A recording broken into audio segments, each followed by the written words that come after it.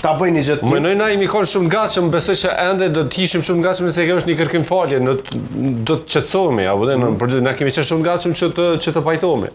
E kuptoj ndoshta Ilirin që okay, edhe një pjesë që është euforike kemi fitu. Mirë kemi fitu, po ata kanë shkaktuar krime të llatarshme. Nësë mujmë me marrë krahasimin e a mundet një zyrtar Gjerman ka hup Gjermania luftën me Francën, pa mundet një zyrtar pas luftë këne me thonë njëjtën deklaratë. Ka fitu Franca, së mundet me thonë Franca, ministri jo si ashtë për të madhe se na kemi fitu, ose Amerika jo se na kemi fitu. Kanë kërku falje, kërkojnë falje që 70 vjetë. Në vazhdimsi kërkojnë falje, pagujnë dome. Normal që ti pajtohesh me ata, ti si don. Unë jetoj në Shtetet Bashkuara të Amerikës shpesh, nuk i dojnë Gjerman fare. Po nën stop kërkojnë falje, pagojnë reparation e kështu me radhë, kanë raportet mira, të shëndosha.